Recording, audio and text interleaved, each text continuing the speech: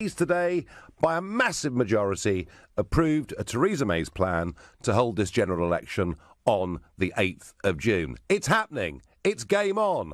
Are you excited? Well, a lot of people are. To be fair, though, quite a lot are saying, why are we having yet another election? We seem to be asked to go to the polls every single year.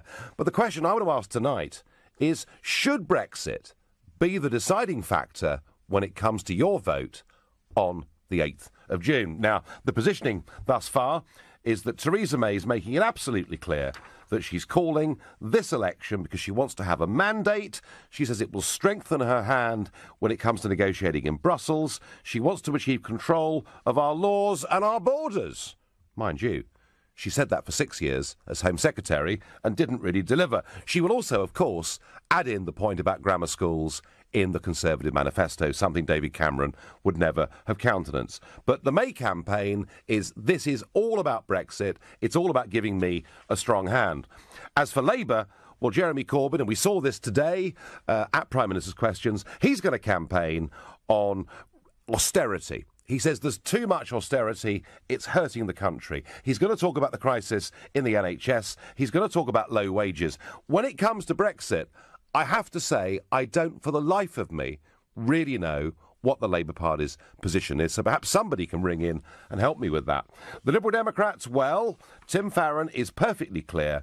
He says he accepts the result of the referendum, but will do everything he can to keep us as part of the European Union's single market, and he'll fight for a second referendum on the final EU deal. And UKIP, well, UKIP are going to fight this principally on immigration against the Home Secretary, who did not do well on this issue. And they're going to say, we need dramatic cuts to immigration, we need numbers. And they'll challenge the Tory party.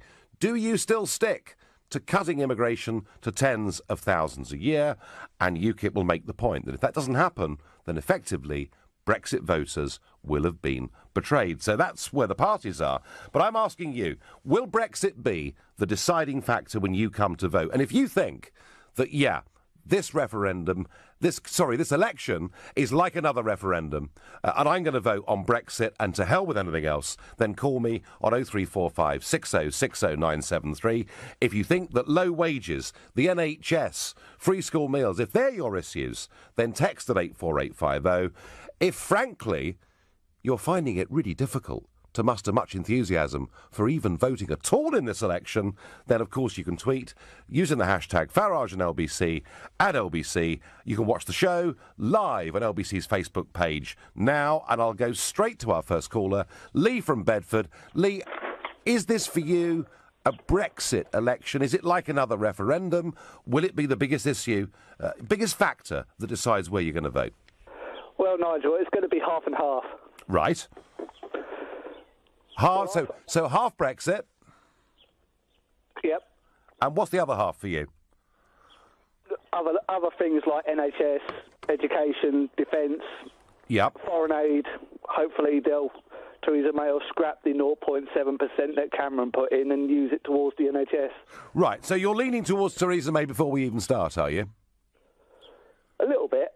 A little bit, right. And, OK, so you're 50-50, so you're really going to treat this like a normal general election, but you would accept that the biggest single factor is Brexit? Yes. Fine. Lee, thank you very much indeed. Perfectly clear. Neil in Fulham, is Brexit the issue for you in this election, or do other things really turn you on? Nigel, I'm first going to say, what a pleasure it is to meet you, and what an amazing thing you've done for our country. Well, that's very sweet of you, Neil. Thank you. For 40 years. Thank you very much. No, Theresa May has already set the goalpost. She's defined it as Brexit being the main issue, to give her the power that she needs and the strength behind her to get legislation through. Now, I think UKIP has to find MPs, suitable prospective MPs to stand against those Remoaners, such as Ken Clarke. Otherwise, people in those areas don't have a choice. Yeah. OK. Now, I get the point that UKIP needs to focus on the Remainers, as you call them. But your point, Neil, about Theresa May needs a strong hand to get legislation through, well, she hadn't been stopped from getting any legislation through. I mean, isn't this slightly a myth that we're getting from the Prime Minister, that unless she has a bigger majority, unless she has her own mandate, that somehow the House of Commons and the House of Lords are going to stop her. Because whilst they did frustrate and delay the process by a week or two, the truth is she hasn't lost a single significant vote. Isn't that, Neil, just the excuse she's using to try and take advantage of the fact that Labour are very weak in the polls and that who knows what the Crown Prosecution Service might do a few weeks or months down the road? I'm ignoring those side issues as noise, really. The main factor is that she needs to get this legislation through. It's absolutely essential. If there are dissenters in her party, and we know there are, yep, then we have to get rid of them. And this is where UKIP, as I say, must play a pivotal role in putting people up to stand against these Ramonas in these constituencies. If my MP was Ken Clarke and I voted Conservative, status quo. Nothing changes. Yep. She needs that. She needs the majority to get these things through, and it's absolutely essential that this happens. So should she should she, Neil, in your view, sort of purge the Ken Clarks and people like that? Well, I would. You would? OK, Neil, there's a real Brexiteer speaking.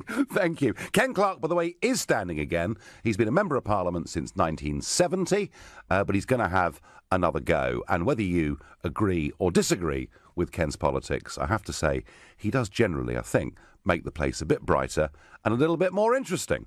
But I wonder, you know, when people were asked the question that would you treat this election as another referendum, 67% said no. But I still think it is going to be absolutely the dominant factor. And in many ways, I think it should be the dominant factor in this election. It is, after all, the biggest constitutional change we're going to see in our lifetimes. That's my view. I wonder what Tony in Woodford makes of that. Hi, Nigel. Hi. I just think it's a deception. It's a smokescreen from what's really going on in the country. Look, the people have already voted. We're out, and that's it. Well, I do not agree with what Theresa May has said. You know, she needs to make her hands strong. She can negotiate. She's got 2 years to get things and prepare things. You know, it's just that ordinary people are suffering in this country.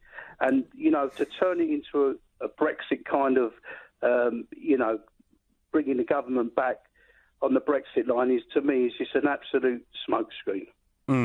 Well, you know, I mean, she's saying, firstly, she needs a stronger hand to stop her being obstructed in Westminster. But my point is she has not been obstructed by Westminster at all. She was delayed a little bit, so that clearly isn't the case.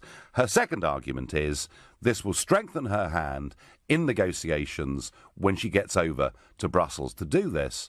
But actually, given that there now won't be a general election until 3 years after the Brexit date, actually, rather than giving her the position where she'll strengthen our negotiations on Brexit, I actually rather suspect, Tony, she might soften it a little bit. And maybe the real smokescreen is that this is somebody running to get a massive majority on paper, as it stands at the minute, as Prime Minister, doing it saying, I'll see Brexit through, I'll get back control of our borders, but in reality will do much the same as she did as Home Secretary and deliver almost none of it. Or, Tony, am I too cynical?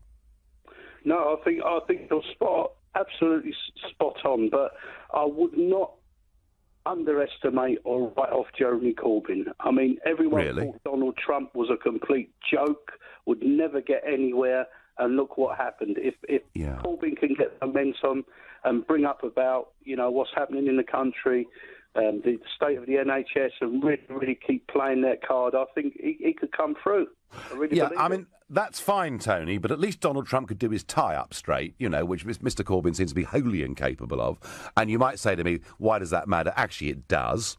And the other point about Trump is his messaging was absolutely clear. You knew where he stood on every issue. Whether you found his views tough to stomach or not is not the point. You knew where he stood. And I asked the question at the start of this programme, can somebody help me, please? Someone tell me what the Labour Party's real position is on Brexit, given that I think it is the dominant issue, and you know, I'll find out in the next 45 minutes how many agree with that. I don't know, Tony, what his policy is on the biggest issue of the day. I think he's got no chance. Well, I'm a bit unsure, but look, he's got 7 weeks to get something together and to prove that he is ready and is going to be at least an effective opposition up until it's decided, whether the Tories are back in or not. So, I just think we should see what happens. Tony, you're quite right, because, if this time last year we'd said that Leicester City were going to win the Premiership, Trump was going to become the US president, Brexit would happen, and the Italian Prime Minister would lose a referendum and have to resign, we would have been thought absolutely bonkers. And you're right. In the course of the next 6.5 weeks, there could be huge surprises. But I think for this election to have even an element of unpredictability, Theresa May would have to do something dramatically and stupidly bad and wrong. And I, Tony, just don't see it. But I take your point, and like a lot of callers, Tony actually sees quite a lot of good in Jeremy Corbyn, thinks he's very sincere. We had calls on that last night. Mohammed in Aberystwyth. Tell me, Mohammed, is Brexit going to be the dominant issue? I think, Nigel, is definitely going to be the dominant issue. However, I think the elections, they might have been a bit poorly planned.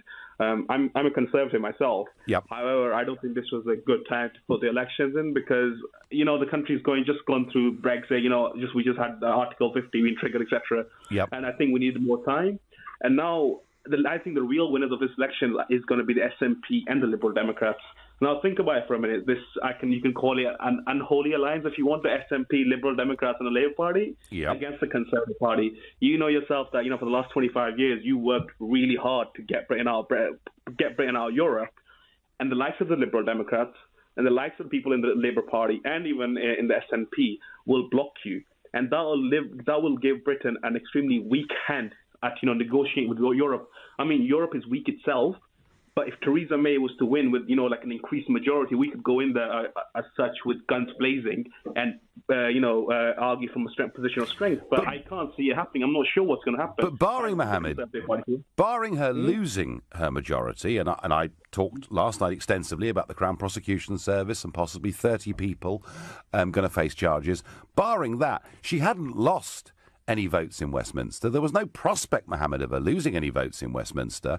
I'm not sure. I like the idea of a general election coming up shortly after the Brexit process finished. I feel an extra 3 years has bought her time. Mohammed, my fear is we finish up with transitional arrangements and goodness knows what else. But I thank you for your point. Right now, you're approves the Prime Minister's plans. We are having a general election. It's happening on June the 8th, whether you like it or not. And I'm asking you, should Brexit be the deciding factor when it comes to your vote? I'm also asking you, can you be bothered to vote?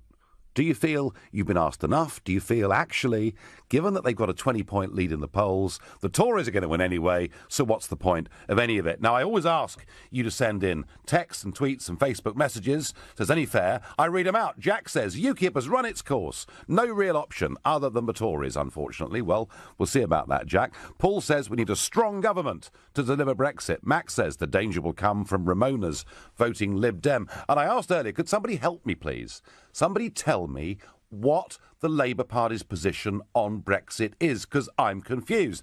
Maud Imbued helps me by saying, Nigel, in strictest confidence, Labour's position is difficult. Yes, Maud, thank you very much indeed for that.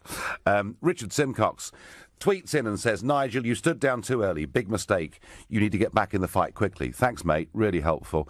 I get two main issues, immigration and police funding, both of which she performed very badly at for 6 years, says OJ. And I get the last one I'm going to read out now is, Nigel, this is an exciting, great opportunity for the country to show Labour it's finished. Also to show Sturgeon that the majority of Scots are unhappy with Indie Ref 2, Andy from Falkirk. Laura in Wakefield, good evening. Is Brexit going to be the big deciding issue for you? Can you be bothered to vote at all, Laura? I would never say I can't be bothered to vote because I believe it's too important that we've got that right. So I'm considering going to the polls and spoiling my ballot. Are you? Tell me why. Well, because, people always complain that there is none of the above option.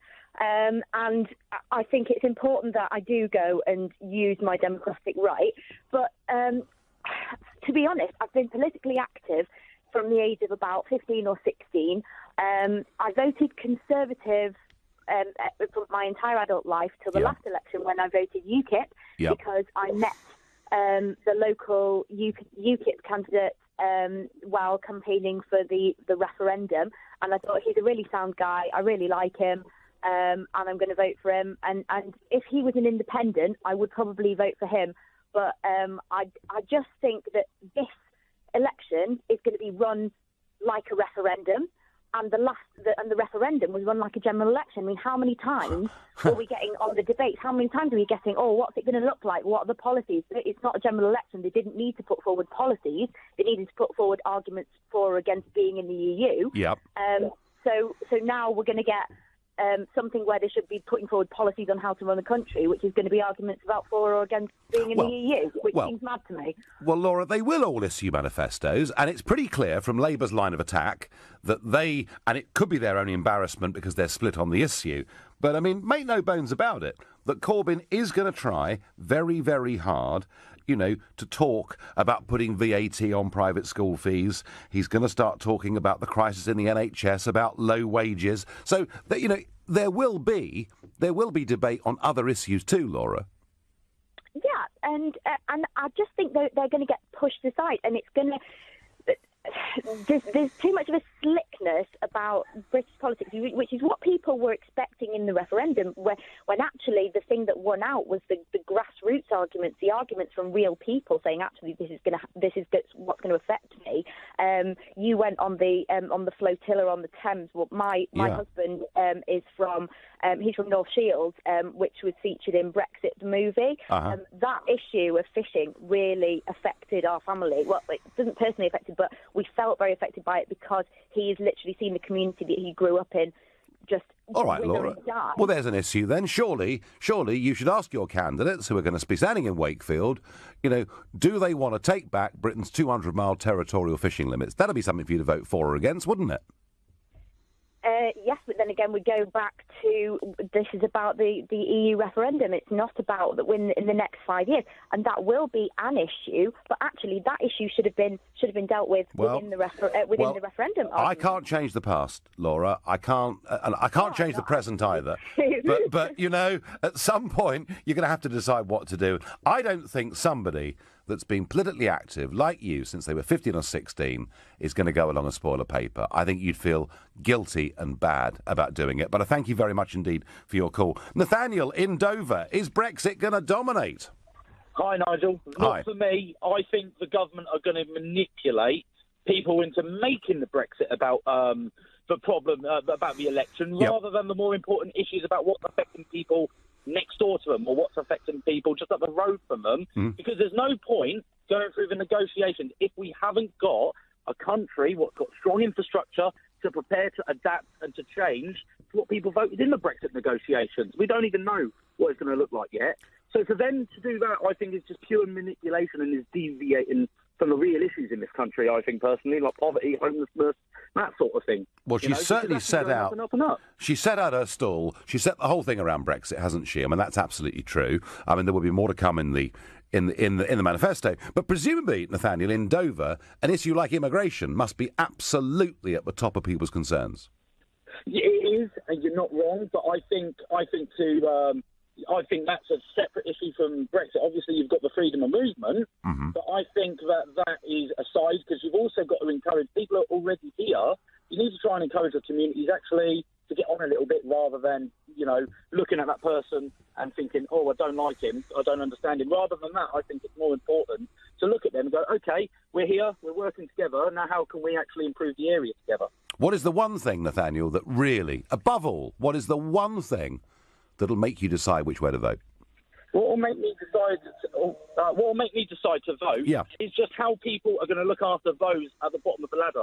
You know what I mean? Those who are struggling, those who've got nothing. That's the thing I'm going to look towards. So you're looking at jobs, benefits, etc. Housing. That sort of thing. Yep. OK, Nathaniel, thank you. So Nathaniel viewing this very much, indeed, as a traditional general election, I would say. Anna in Doncaster, is Brexit... Hello, Nigel. Hello, how are you? I'm very well. It's a pleasure to speak to you. Can I just say we've got a local election before the general election. I don't want to swerve off the issue. And I would urge everyone who's got a local election coming up to vote UKIP. No. Anna, we don't do party political broadcasts here. No, we simply can't. Now, your messages still coming in. Over the last few months, you've been saying she should call an election. Now you're saying she's buying time. Bit confused. No, I've said for the last 6 months that I thought she should call an election. It made sense. It would legitimise her. It would give her a chance to go out and do the Brexit job properly. My concern is that she called it now at a time when it's become clear to me in the last few weeks that actually her position is softening on a whole load of things, such as she doesn't want to take back our fishing waters. She's happy for the European Court of Justice to continue to have say over this country. So I'm worried now that actually this election isn't about having a hard Brexit, it's about getting a soft Brexit. We'll see. Derek on Facebook says, I shall be supporting an anti-Brexit party such as the Lib Dems, previously a Conservative voter. Derek, you're not alone. I don't think there are vast numbers of you, but you're not alone. Anne says, I voted UKIP last time, but I'm going Tory just to make sure Labour doesn't win. And I get that, but you might find in 5 or 6 weekends' time that the gap between the two is so big. This could be the first election, for 30 years in which we know the result before we even go to vote. Richard says the Lib Dems will not be able to stop Brexit like people seem to think. I'm sure, Richard, that is absolutely true. I'm going to go to Sue in Cheam. Sue, what is going to make your mind up as to how to vote in this election? Well, Nigel, thank you for taking my call. I'm confused of Cheam at the moment. I phoned up yesterday to LBC when I heard Theresa May's speech to say that I was definitely going to vote Tory after years of blocking them, trying to block them in Cheam by voting a Lib Dem. Uh-huh. But at the same time, now I've thought I was going to vote for Theresa May. I'm hearing a whole load of stuff that we're not being told, and this is why I'm calling you, because you're the one person I feel who will actually speak the truth, and I want to know what is her hidden agenda, because I'm a bit scared about what she might do to all the issues you just mentioned, the fishing, the health service is one of the big ones that we're all worried about. There's a whole load of stuff. She's surfing on the Brexit thing, but I want to know what she's really about. I mean, Sue, if she gets a massive majority, there are some commentators suggesting that if you look at the numbers, that could become a 140-seat majority, let's say. By doing that, she actually neutralises the really hard-line Eurosceptics in her own party. She was a Remainer. She is very much a career politician. How many times did she tell us there wasn't going to be an election and now there is one? And I guess, Sue, that's my concern, is that she's really wrapping herself in the Brexit message as far as this campaign's concerned. Yeah, but Nigel... But I'm worried. One thing that I recall was that when, from previous jobs that she's done, she always seemed to be the one person that everybody turned on. They wanted to get rid of her so many times, as far as my perception is, that they didn't reckon her at all about any of the jobs that she held. And now, I thought she'd turned everything around and come good with this Brexit and all the rest of it. But now I'm beginning to wonder if she's really a wolf in sheep's clothing. Well, Sue, I could be wrong with my concerns. Maybe the Prime Minister is an absolute, total, genuine convert to the Brexit cause and Brexit message. If that's the case, why have I heard all these worrying signals over the course of the last few weeks? Sue, confused of Cheam, I thank you for your call. If there's anything that you want to hear, that you've heard already, that you would disagree with, then don't be frightened to pick up the phone and come and have a go. You're listening to The Nigel Farage Show, exclusively on... We've got a general election coming, whether you like it or not, whether you're motivated by Brexit as the main issue, or perhaps other things, or maybe you're one of those people who simply thinks we shouldn't be being asked to vote again. I have to say, the one prediction I will make is that the turnout in this election will be significantly lower than it was for the referendum last year. I'm pretty certain of that. And, of course, people coming and going. So Alan Johnson, Labour, has decided to retire. Gisela Stewart, Labour, one of the few handful of Brexit Labour MPs, she's standing down. Ken Clarke, as I've said already, is going again. But the one that pleases me on a personal level is our pasty-faced former Chancellor, George Osborne, is to quit as MP for Tatton at the next election. I'm pleased about that because I didn't think he behaved very well during the Brexit campaign. But something else that's interesting. Back in the early 60s, the Americans started the idea of presidential television debates. And those that study this will know that it was Kennedy versus Nixon, and the criticism was that Kennedy looked cool and Nixon looked a bit podgy and a bit sweaty and could have done with a shave beforehand. But ever since that election, debates have been a massive thing in American presidential campaigns, and I, in fact, attended some of them that took place between Trump and Clinton. And we've kind of got used to them in this country because we had them in 2010, we had them in 2015, and indeed, the first one that I really took part in was Nick Ferrari hosted a debate between me and the then Deputy Prime Minister Nick Clegg in the run-up to the European elections of that year. I have to say, going onto that stage against the Deputy Prime Minister was probably, at that moment in time, the most nerve-wracking experience of my life. That's until I took part in the leaders' debates in 2015 in the general election, and they are very nerve-wracking. And, yeah, sometimes people play safe, sometimes they don't, but I think it is actually, I believe, it's a bit more than just theatre. I think under real pressure, you see what people are genuinely like. And I think we now have an expectation and a desire that leaders' debate should happen in this country. My only criticism of last time is there were simply too many parties represented. One of them who was represented had got fewer than 200,000 votes in the previous general election. And, you know, if you live in North Wales, Plaid Cymru might be an important party, but it's not actually for the whole of the United Kingdom. Interesting, isn't it, that Downing Street are absolutely outright rejecting the idea that Theresa May will take part in leaders' debates. They did it yesterday. Now, there is a Sky poll out today showing that 64% of people believe there should be televised debates between the party leaders, with 30% or so opposed. So a big majority want to see these debates. I wonder, of the 30% opposed, how many of those actually are non-voters and just hate politics completely? I would bet you, of prospective voters, it's much higher than just 64% that want to see these contests. So Theresa May's not going to do them. Well, I think she's in for a bit of a surprise. I think ITV will just go ahead with the debate and empty chair her. And I saw David Dimbleby, who has been around doing debates for a few years for the BBC, virtually saying the same thing. I think the leaders' debates are going to happen with or without Theresa May, and I think it would damage her credibility not to be a part of it. And I think, to be honest with you, the public would feel diddled if the Prime Minister, who had called this election, to much to the surprise of everybody, was not prepared to go head-to-head, especially against Jeremy Corbyn, the leader of Her Majesty's opposition. Well, at least for now. Anyway, but back to the main question. I'm going to Matthew in Leicester. Will Brexit, Matthew, dominate your thinking when it comes to your vote on June 8th? No, in a short answer. Fair enough. But yes. To be honest with you, I'm in a massive quandary at the moment. And the biggest quandary I've got is I am a fully signed up member of the Red Club. I am a Labour man through and through, always have been, and I genuinely do not feel that I can vote Labour this time round. At a local level, I don't feel that my local MP, who is also a Labour man, really has our interests at heart. And I'm not going to name him, but I think his recent press things over the last year probably show that. I think I might know the chap you're talking about, yeah. Was it let's get this party started, is that right?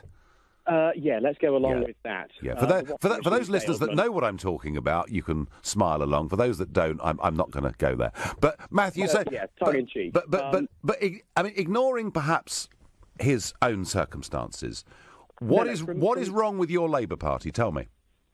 Okay, so I don't think there is any clear leadership in any direction at the moment. It's pulling itself apart.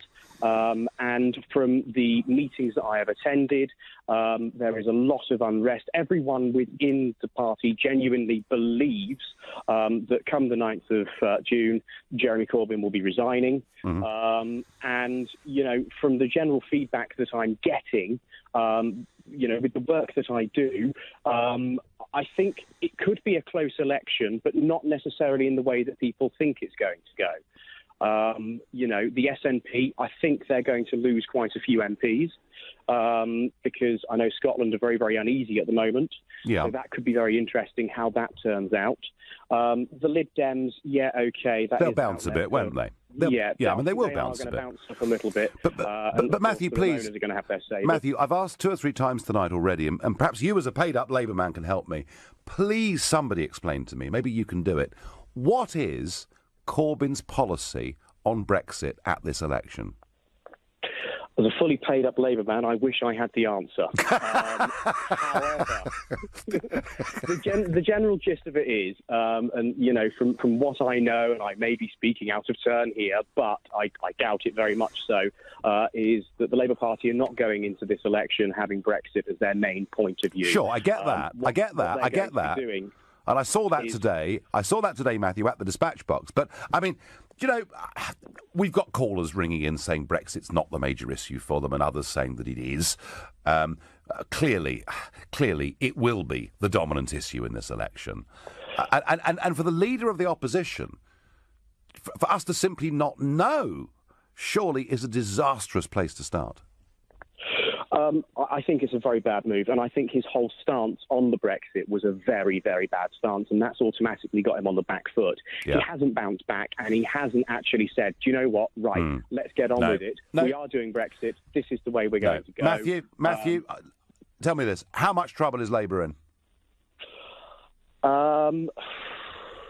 I think I might be stopping my direct debit soon. Fair enough. Matthew, thank you very much indeed for your call. And if the opinion polls are to be believed, there are a lot of people like Matthew out there. Stephen in Maidstone, how are you going to vote and why? Will Brexit dominate it? Good evening. Brexit will dominate it to a point. I think the future direction of the United Kingdom and the obviously negotiations around Brexit are going to shape our country for decades to come. And I think it would be foolish for anybody to come forward and try to argue otherwise. Nigel, I'll be voting for Theresa May at the general election. Mm-hmm. Reason being, I was previously a supporter of yourself and UKIP. Yep. But I feel that the Conservatives have very cunningly taken a lot of strong and decent UKIP policies, particularly around grammar schools, which is I'm a strong advocate of. And I think that Theresa May, I'd like to say on behalf of the whole entire Conservative Party, thank you very much for Jeremy Corbyn. We're looking forward to the general election. We're looking forward to a romping landslide majority. Looking like it'll be in the region of upwards of 140 seats. Sure. So good news on that front. I mean, Stephen, your basic point, I've listened to some of those speeches that Theresa May's given over the course of the last 6 or 8 months, and I thought, goodness me, that's exactly what I've been saying for the last 20 years and often been slagged off for. But I wonder, Stephen, does she actually, really, genuinely mean it? Nigel, I do genuinely think that she means it. I do. I think that she's, you mentioned to previous callers, where Theresa May's not had any issues in getting, what she wants through Parliament today. But we don't know what's not on the agenda today that could be on the agenda tomorrow. There's going to be a number of things that she wants to pass through Parliament that she isn't willing to bring to the table at the current moment. Stephen, she's convinced you, and you've made that very clear. You see her as a very sincere person. I thank you for the call. And a text here, Nigel, this second referendum, as he sees it, is breaking my heart, as after 40 years of voting for Labour, I'm going to have to vote Tory to ensure Brexit continues. Lee from Kent. Lee, it may well be people like you up and down this country, and I suspect particularly in the Midlands and the north of England, that actually determine just how big Theresa May's majority is going to be.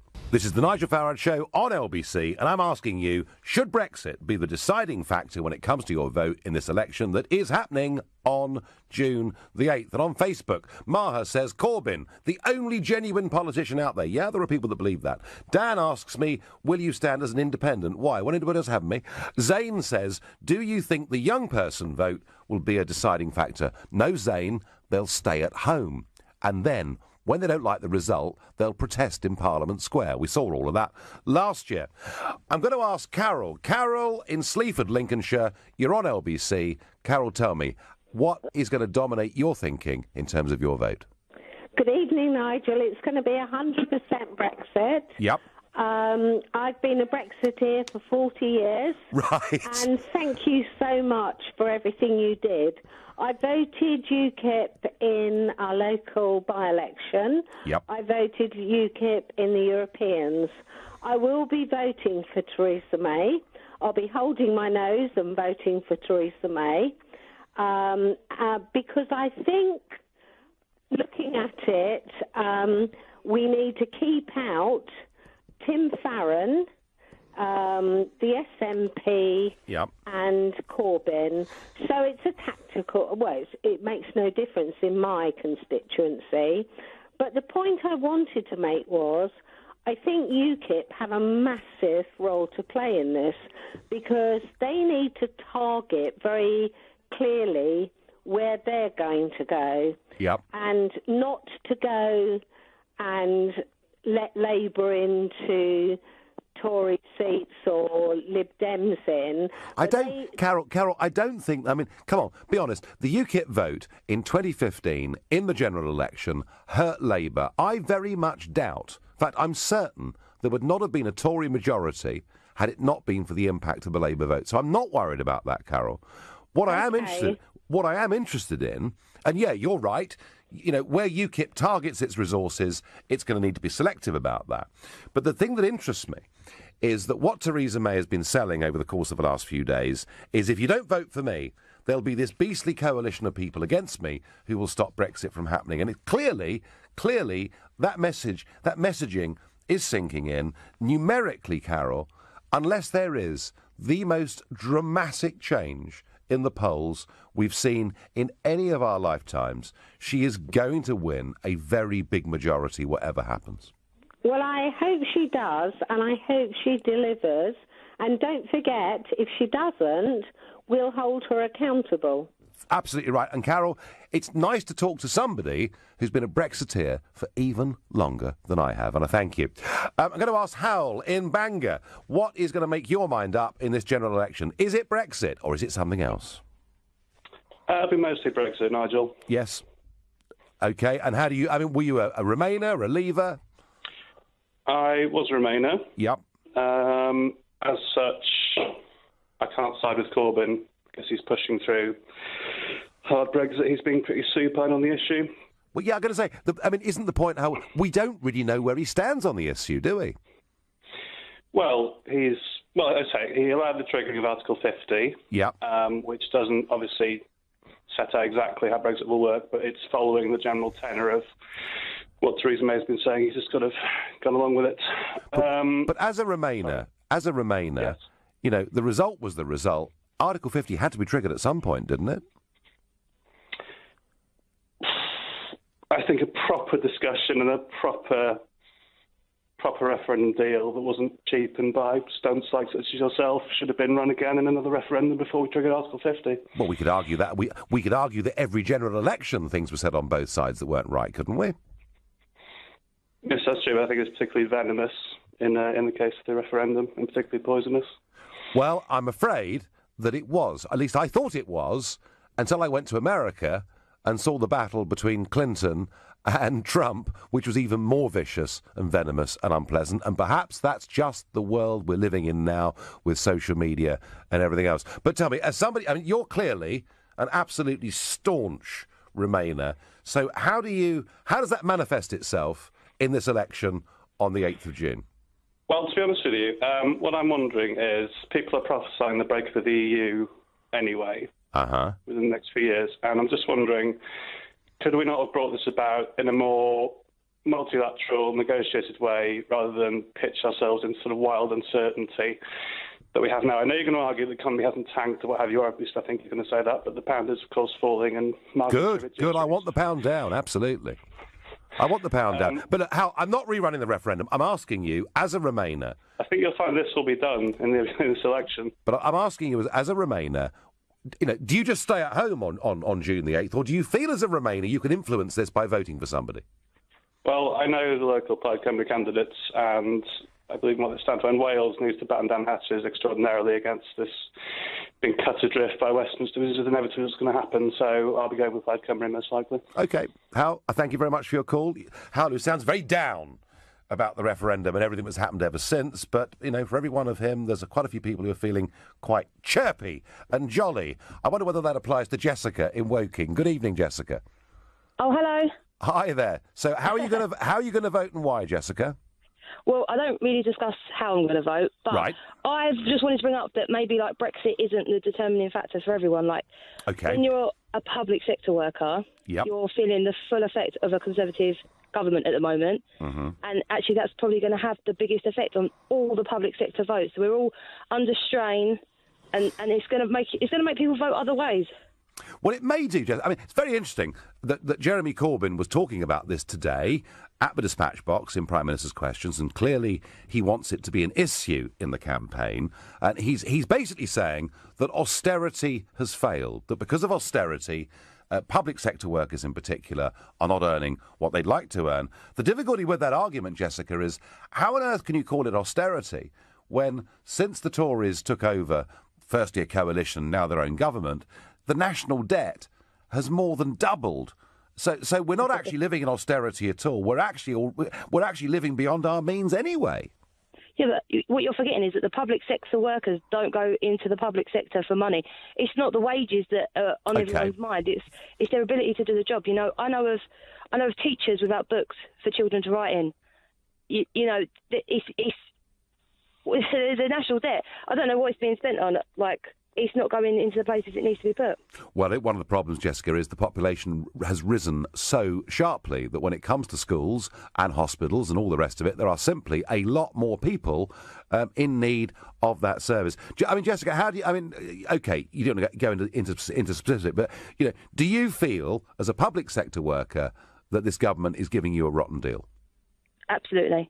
Thank you very much, Jessica. You've made your point, and it's people like you that Jeremy Corbyn will be talking to over the course of the next 6 weeks. Of that, there is no doubt at all. Tom in Greenwich, is Brexit going to determine your vote?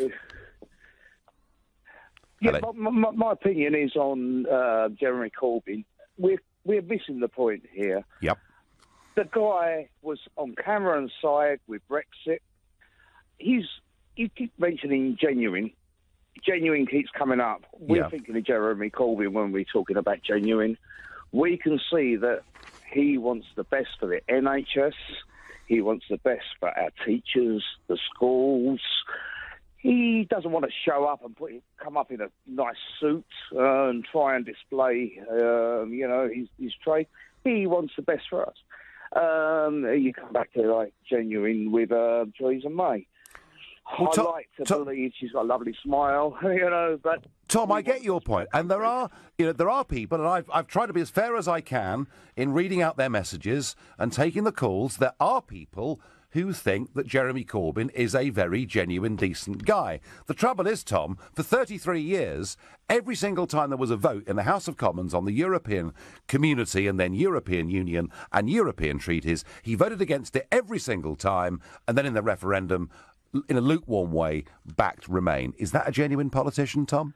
Well, things change, Nigel. It wasn't always. Yeah, well, do you know what? Actually, at the end of the day, they're all career politicians, aren't they? Tom, I thank you very much. I thank all of you for your messages and calls. I've got through as many as I possibly could over the course of the last hour. And my final thought on this question of should Brexit be the deciding factor in this general election, it has to be.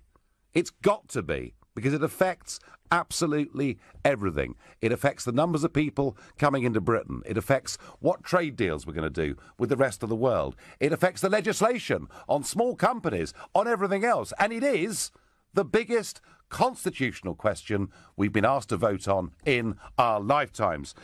To me, the question is Theresa May absolutely a genuine convert to the Brexit cause, or is she just playing a game of political advantage? We'll be discussing this over the course of the next few weeks.